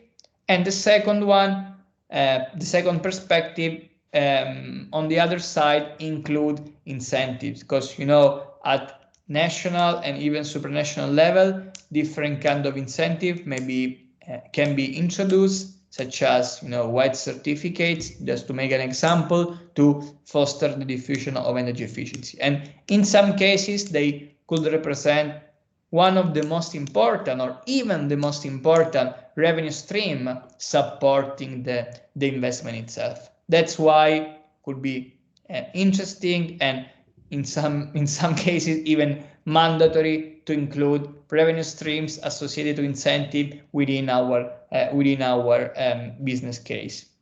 While the second indicator, definitely less adopted, at least according to our experience, refers to the average cost of or saved or produced energy. Actually, these indicators allow us to evaluate the profitability of the energy efficiency investment throughout its lifetime, in the sense that it is estimated by taking into account all the costs, I mean CAPEX, so capital expenditure, and operational expenditure that are related to one specific energy efficiency technologies, over the whole amount of energy saving that can be achieved throughout the useful life of the energy efficiency technology. So this indicator, for example, if we consider a technology that helps us to save electricity, must be compared to the unitary cost of purchasing electricity from the electricity grid. So the question to be answered is that it is more, let's say, convenient, so more sustainable for a company to install a energy efficient technology and having a such unitary cost for saving energy, or on the other side, is better to acquire the same amount of energy, so the same kilowatt hour from the grid. So the strength of this second indicator, again, is that you can evaluate the investment throughout its useful life, since you consider on the one hand all the costs throughout the useful life, and on the other hand all the savings that can be achieved. Okay, while for what concerns payback time, this is not the case, since payback time does not take into account what happened within the investment domain after the payback time is actually reached. When we implemented these two methodologies for a set of technologies that you can see in the different columns, and a set of industrial sectors that you can see on the different rows. And from this analysis, if we look, for example, at the first scenario, so the so-called forced replacement, actually almost all the technologies, if evaluated throughout their useful life, okay, so through the average cost of saved or produced energy, actually they are feasible from an economic point of view. However, is it not the case if we consider the same technologies applied to the same sectors, but evaluated with the payback time, in this case without incentive? And that's why, I mean, the main reason behind these results, as I said before, is that the payback time threshold set by typically set by investors in the industrial sectors are very tough, close to 1 to 2 years. That's why all the investment with a payback time higher than 2 years are considered are not sustainable. Okay, and that again is a significant barrier in the diffusion of energy efficiency. So if we make the same exercise by taking into account the impact of incentive, the situation will be a bit better, in a sense that the good news in this sense is that in several cases, actually, incentive may be very useful in order to mitigate the payback time related barrier and then foster the diffusion of energy efficiency. That's why, as I said before, it's very important to, let's say, include them in a complete, in a comprehensive evaluation. So at the end of the day, even though the payback time is the most adopted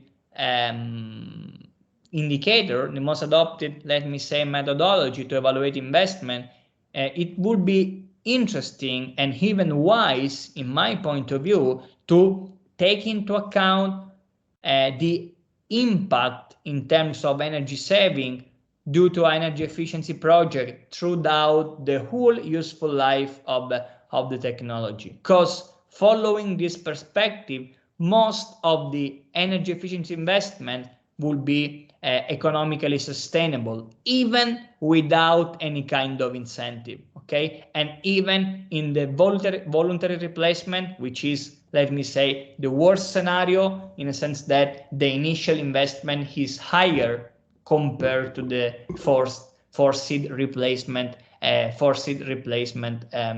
scenario. Okay, so that's in my view, it's an important thing to think about in order to foster the further diffusion of energy efficiency project in let's say among company. So because we are a little bit beyond a little schedule, so let me just keep this intermediate session I already mentioned before regarding the regulatory framework and sustainability, because as I already said, the energy efficiency concept is closely related to the broader sustainability concept, which actually address the so-called 3 pillars, which are included in the quite famous triple bottom line, which are economic, of course, but also environmental and social pillars, which can be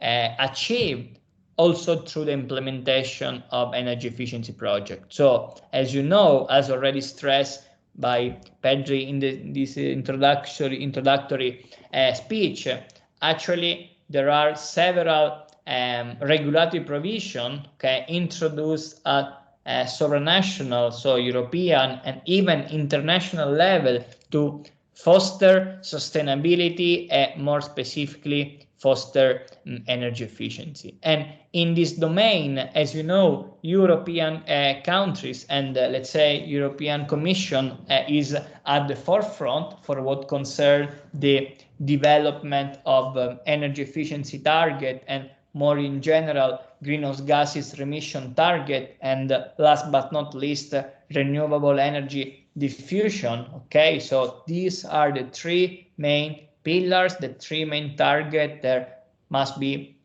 pursued at European level, so according to the different member states, in order to achieve let's say a sustainable development.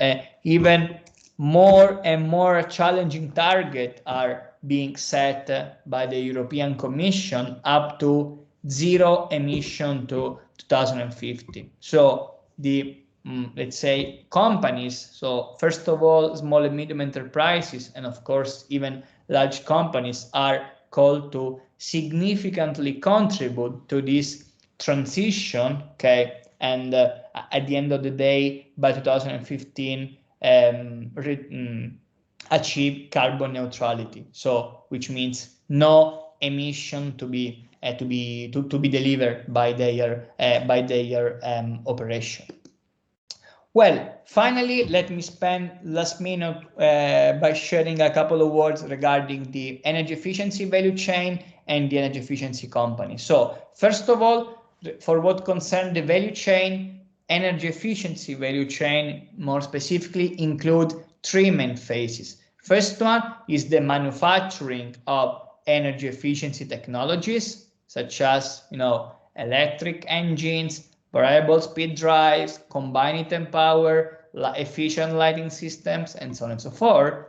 The second phase refers to the delivery of the energy efficiency solution, so from the production side to the use side. And finally, let's say maybe the most important phase, being the one that is closely linked with the end user, refers to the actual implementation of energy efficiency solution. Well, following these phases, there are four main types of companies that can be with different roles that can be involved in this value chain. First one are the so-called OEM, original equipment manufacturer, which are players which produce and manufacture the energy efficient technology. Then we have the wholesaler, so actually intermediaries that dealing with the distribution of energy efficient solution. So from linking OEM on the one end and end users or other companies that are in charge for installing energy efficiency solution at end user premises. Then we have energy service companies. There are companies in charge for implementing and even then managing energy efficiency solutions at end user premises without any kind of manufacturing capabilities. So ESCOs typically do not produce technologies by themselves, but just buy them and then implement them at end user premises. Finally, the fourth and last type of firms refers to the so-called energy efficiency manufacturer, which are players that are able to both design and manufacture energy efficient technology and at the same time installing them at end user premises. So in other words, this player showed the highest level of the so-called vertical integration, which means they actually cover all the stages of the energy efficiency value chain. Well, we try to once introduce the phases and the players. We studied actually the different markets, so the three main energy efficiency markets that can be identified. I mean, the industrial market and the building market that can be distinguished in turn between residential building and tertiary building. Well, we identified three main value chain configuration. The first one that is typically spread in the residential market is the most, let's say, fragmented one. And in this case, of course, the production of energy efficient solution is covered by the OEM. Then we have the wholesale who distribute the solution manufactured by the OEM directly to customer. So me as a, let's say, end user, as a residential user, can directly buy, a LED lamp and replace an inefficient lamp that is already installed in my home. Or this activity can be carried out by, let's say, not specialized players, like, for example, electricians or other players that are in charge for maintenance activities or buildings that can buy energy efficient technologies and then install them at end user premises. So configuration A, the most, let me say, fragmented one, typically adopted for the residential market. While on the other side, for what concerns the tertiary and especially the industrial markets, we have two main configuration. The first one, configuration C, which include the presence of one single player. So the so-called energy efficiency manufacturer, which actually cover all the stage. So from the design and production of solution till their installation at end user premises. So just covering all the stages of the value chain. While we have Simon, yep. I'm so sorry to interrupt you again. I would like to let you know that we have 3 more minutes to move on to the last part. Yeah, I know. Thank you. Thank you so much. Thank you. You're welcome. Thank you. So I'm just closing in a while.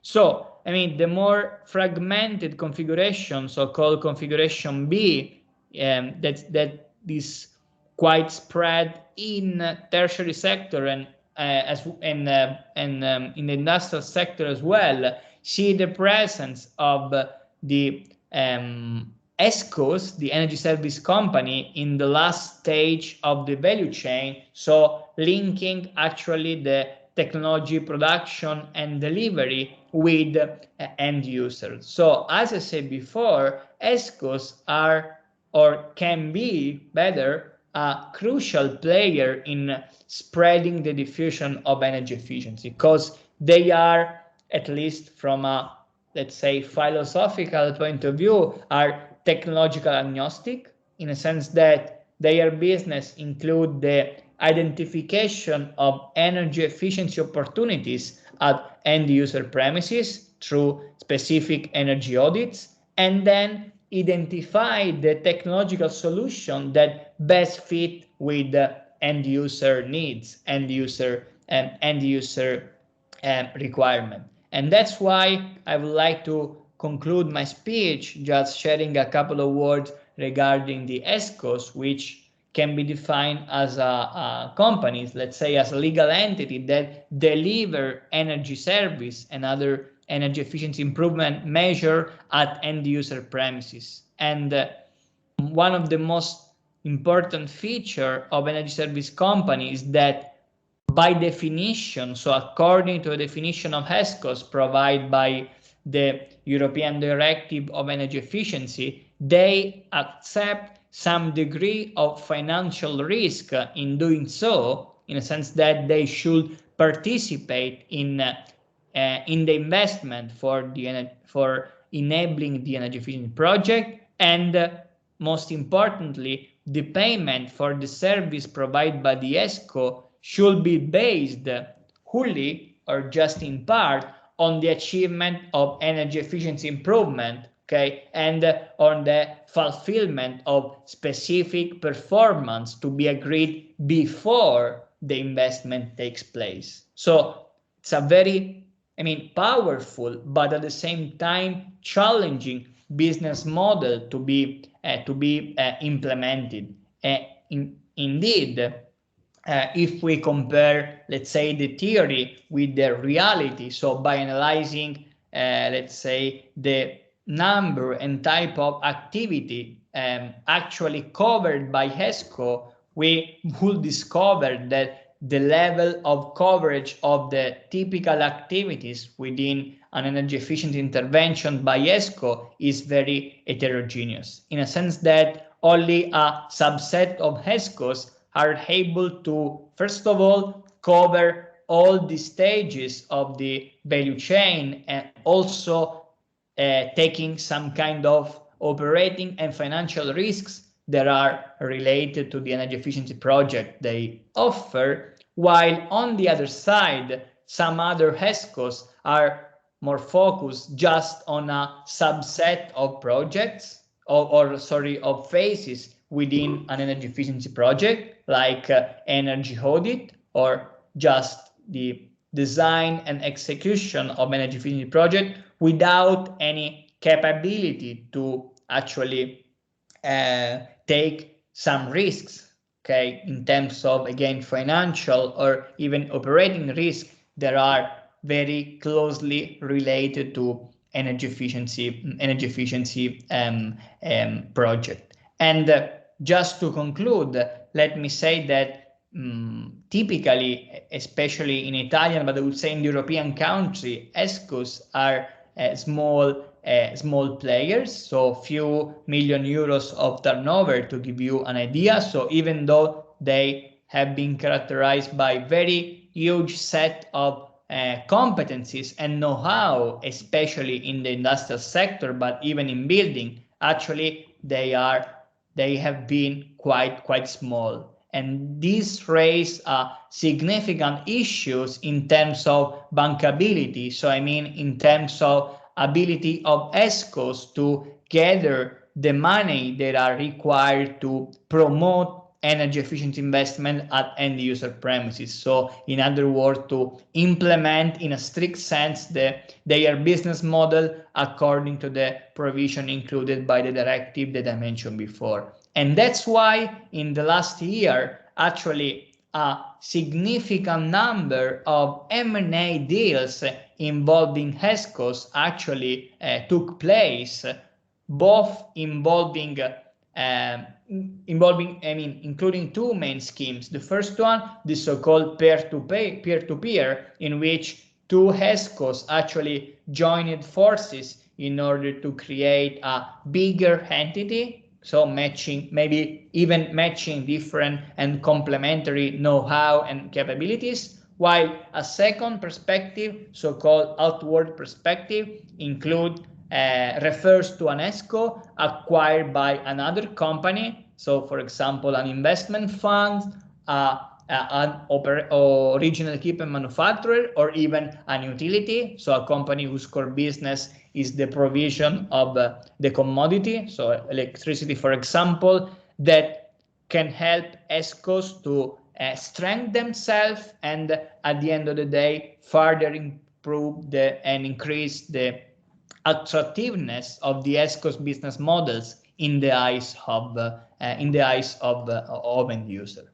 So I would just close my speech. Thank you very much for taking your time and your attention, and of course I will be more than happy to answer your question.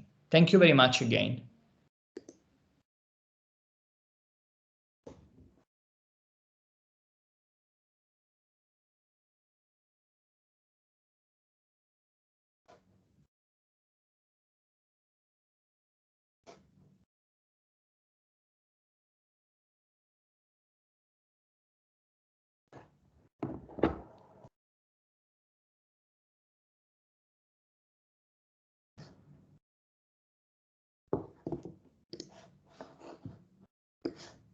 Simon, now we are going to move on to the Menti session. So I'm going to share Menti.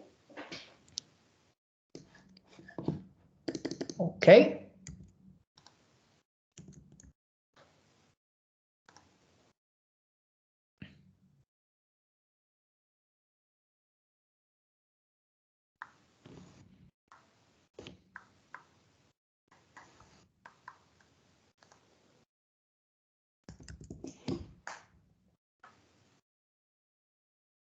So, excuse me, I don't remember if Pedro will moderate this session, or maybe I share a couple of comments, or as you prefer.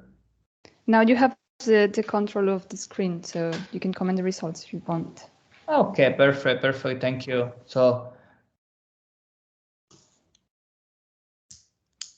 okay, so this first question refers to the benefits of energy efficiency. So we discussed both hard and soft benefits, so more quantitative for the former and qualitative in nature the latter. And yeah, interestingly, your vast majority said that both benefits are important, no, for what concern energy efficiency. And honestly, I fully agree with you, in a sense that even soft benefits in turn can determine positive economic and benefits that can be quantified. So absolutely, I fully agree with you, even though I can understand the ones that stress more our benefit, since energy efficiency is not philanthropy, so can be, of course, driven by more environmental and even social purposes, but the economic one must be for sure taken into account.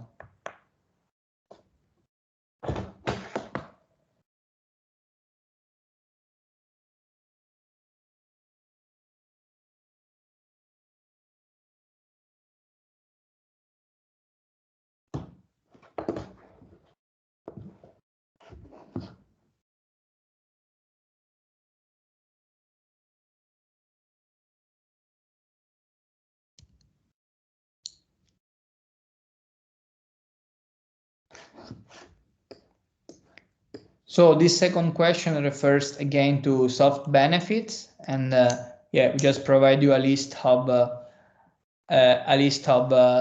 soft benefits to identify the ones that is not, or in your opinion, can be not included among soft benefits.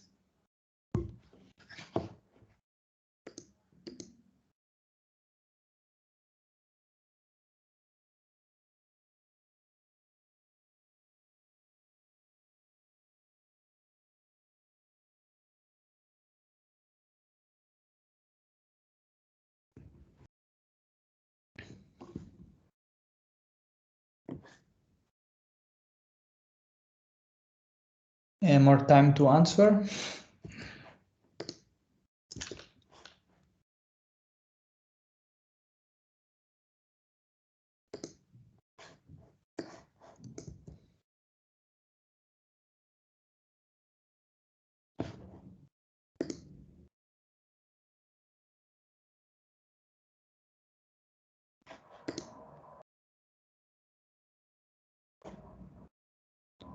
Okay, so regarding the previous question, actually the right answer, let me say, was maintenance saving, just because we can expect that maintenance saving associated to energy efficiency project can be directly measured. So in other words, maintenance saving can be considered as a hard and quantifiable benefit. That's why I say that this is the right answer. So this one, so what about your feeling regarding the main indicator used for evaluation of an energy efficiency solution for energy efficiency project? Here you can include two answers.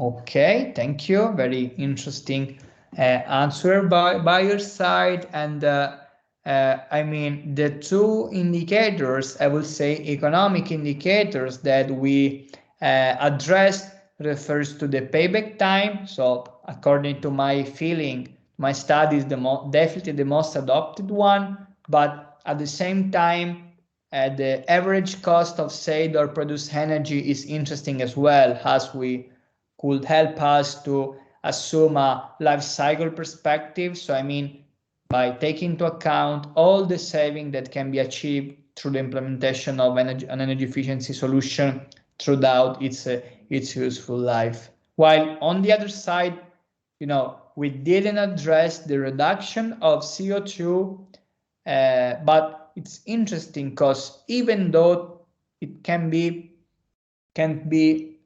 easily let's say translated into economic terms, of course the emission reduction is one of the most important target that can be achieved through the implementation of energy efficiency projects. So it would be interesting, in my view, to take into account also CO2 emissions that are related to the use of technologies and in turn to the adoption of energy efficiency. If I may add a couple of words more, in my view, as far as CO2 emissions are concerned, would be even more interesting to through not only so it would be even more interesting to consider CO2 emissions that are not only associated to the use of the technology, so for example to the amount of CO2 that can be saved to the adoption of an efficient electric engine, but also take into account a broader LCA-based perspective. So take into account all the energy consumption and emission throughout the whole life cycle of the asset. So from the production and extraction of raw materials that are required to produce the electric engine till the management of the end of the useful life at the end of the at the end of the useful life of the electric engine itself. Okay, great. So let's move to the next question. So which of the following player do you think is not involved in energy efficiency value chain? So is not involved.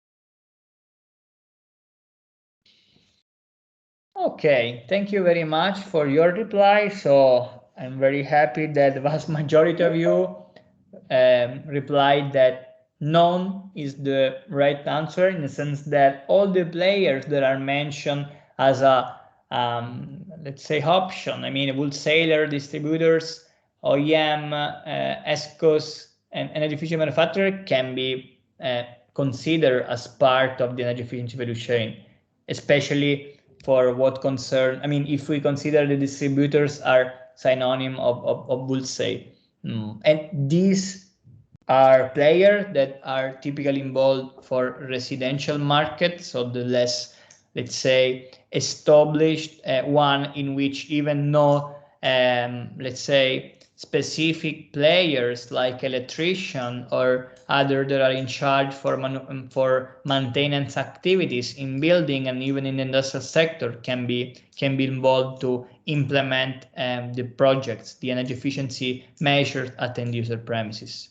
So I would like to very quickly conclude this session with any other question on on the whole session. So I would like to leave the floor to my colleague for managing the final conclusion and remark session. Again, thank you very much from my side for taking your time and join this session. I hope you enjoyed it. Thanks, Simona. That was a really interesting presentation. Yeah, very interesting insights into the energy efficiency markets and the value chain associated with implementing energy efficiency measures. So before we wrap up, I think maybe there might be just one or two outstanding questions. I think we probably covered off Penelope's question earlier. If the SPEEDIER expert is paid by the savings, must the client engage to implement the measures? I think that will be the case. You know, these measures can't appear by themselves. You know, a lot, especially one of the, I think I said earlier about the no cost measures, that there needs to be some engagement from the client to facilitate and implement those measures. We have a final question there actually for Simona, if you're still on the line, Simona. Padraig O'Reilly asked, how would you implement the SPEEDIER service when working with ESCOs? So I suppose that the question is about how does the SPEEDIER service integrate with ESCOs, and what elements of the SPEEDIER service are critical for implementation when working with ESCOs then rather than individual SMEs. So is Simona, if you're still there? Yeah, sure. Thank you very much for raising such an interesting and even very challenging question, I would say. I mean, as you properly stressed, now the SPEEDIER service, in my view, may be helpful, first of all, to bring into light energy efficiency opportunities for SMEs. And at the end of the day, as we already discussed, one of the most significant challenges related to energy efficiency projects is related to the financial side. I mean, to gather the financial resources, so the money that are required to carry out the investment. And that's why, in my view, the ESCOs can be considered as a, let's say, complementary tool. Now, if you look at SPEEDIER, even in order to foster the energy efficiency improvements to be implemented by company, because in some extent ESCO could be able to provide the technical and even financial resources to carry out energy efficiency project. So that's why I would say that these two tools, let me use this word, it can be complementary one another, not to achieve the energy efficiency target. And I suppose I'm just reflecting on the you had a diagram earlier on where you had, you know, different scopes of ESCO operation, where you started off maybe at the EneRgy Audit space and then you moved to further out and further out. Yeah. And I suppose SPEEDIER kind of sits maybe some parts of SPEEDIER sit at the start of that, but obviously other parts of the ESCO type activity would fit in around the energy conservation measures themselves and the facilitating the implementation of those. So that's a useful answer. Thanks very much for that, Simona. Yeah, you're welcome. So before we finish up, I'd just like to remind you about tomorrow's session. We have a very interesting set of talks tomorrow, starting again about the same time as today. We have talks about funding options for energy efficiency, pilot cases and success examples. We have a Q&A session after those two first talks, and then at 11:10 we have Diana Romu from Uptake talking about the SPEEDIER Energy Expert Support Tool.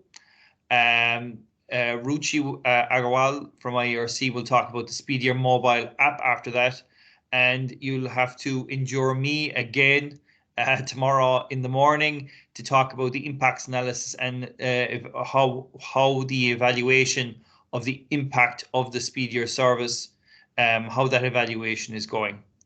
And then we close about the same time as today. So that's it with regard to tomorrow. I'd just like to thank Simona for his contributions this morning and for the team for putting together what I think was a very successful first day. So I think on that note, I might close the session for today. Thank you all, and thanks for your contributions, both on Menti and via the Teams chat option. And we'll see you all tomorrow. Thank you very much. Thank you. Bye. Bye now.